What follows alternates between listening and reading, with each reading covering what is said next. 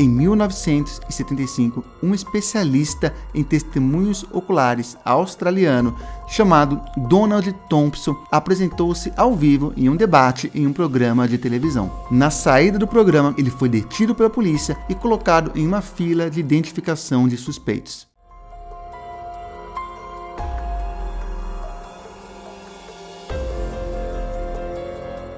E o que acontece é que uma mulher o identificou como sendo o homem que a havia violentado. E violentado nesse sentido mesmo que você está pensando. Só tem um pequeno problema. Embora a vítima de fato acreditasse que ele era culpado, ele era inocente. Hoje vamos ver os riscos da falsa memória em casos como esse. Depois da vinheta. Fala pessoal, meu nome é Nicolas, eu sou um neuromágico. Se é a sua primeira vez aqui no canal, seja muito bem-vindo. Aqui eu mostro como coisas que nós pensamos que são sobrenaturais podem ser um truque de mágica ou um número de hipnose. E a princípio, pode parecer que esse caso não tem muito a ver com os casos que eu abordo aqui no canal. Mas tem, porque muitas vezes, de forma até bem honesta, as pessoas relatam lembrarem de terem vivenciado coisas sobrenaturais, paranormais ou espirituais. Mas será que nós podemos confiar 100% nessas lembranças? Será que nós podemos confiar 100% nas nossas próprias lembranças? E eu acho que essa história ajuda a responder essa pergunta. Em 1975, um especialista australiano em testemunhos oculares, Donald Thompson, estava em um programa de televisão em um debate ao vivo. Por uma ironia do destino, o tema do debate era justamente a falta de fidedignidade na memória de testemunhas oculares. Olha a ironia, vai vendo. Saindo do programa, ele foi detido pela polícia e colocado naquelas filas de investigação que a gente sempre vê em filmes. Suspeito 1, suspeito 2, suspeito 3, suspeito 4. Acontece que uma mulher que relatava ter sido abusada, e de fato havia sido abusada, reconheceu ele como o abusador. Embora o abuso tivesse acontecido durante o período em que ele estava ao vivo na televisão. Então, além de todo mundo que estava vendo o programa pela televisão, também tinha como testemunha os outros convidados, inclusive um subcomissário de polícia. Só que a polícia não aceitou esse álibi dele. Inclusive, o policial que interrogou ele perguntou se ele também não estava com Jesus Cristo e a Rainha da Inglaterra.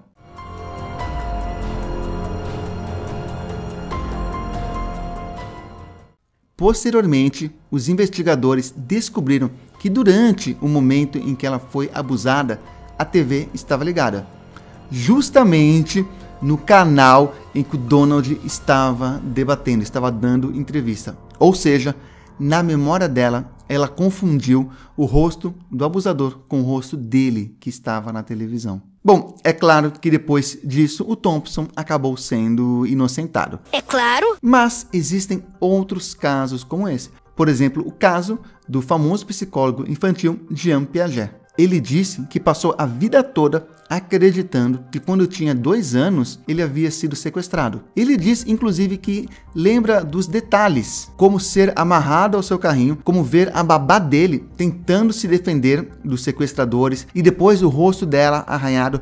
Tudo isso estava na memória dele como sendo real, mas não era real. 13 anos depois do suposto sequestro, a babá confessou que inventou toda a história.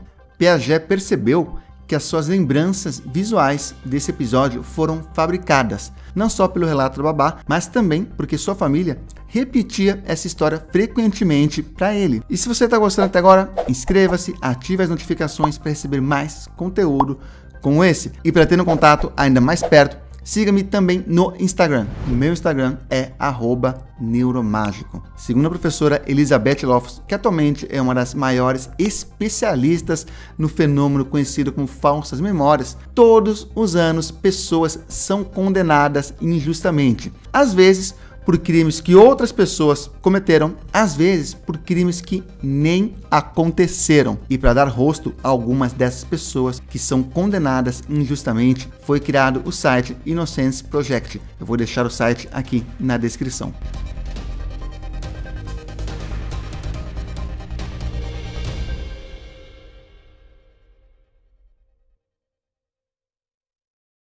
E eu aproveito para recomendar o vídeo que eu fiz sobre o caso da pré-escola McMartin, que foi uma mistura de falsa memória com histeria coletiva, envolvendo inclusive bruxaria e rituais satânicos. Vou deixar aqui na descrição. Eu nem preciso dizer que esses casos de falsas memórias acontecem também nos eventos chamados sobrenaturais, paranormais ou espirituais.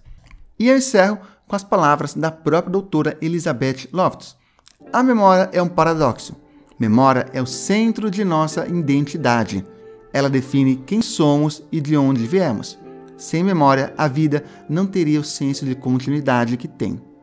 A vida consistiria apenas de experiências momentâneas sem relação uma com as outras.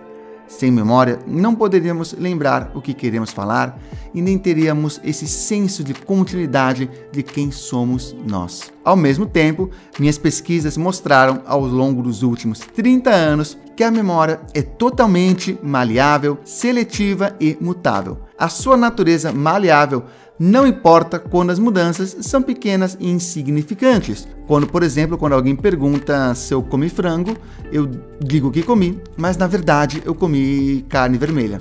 Mas, às vezes, essas mudanças são tão significativas que levam à destruição de vidas. Então é isso, pessoal. Muito obrigado. E no mais, continuem seguindo o conselho daquele que veio do céu, não é falsa memória, e deixou uma mensagem positiva para todos nós. Eu estou falando, claro, do ET Bilu. E a mensagem dele, vocês sabem qual que é. Busque conhecimento.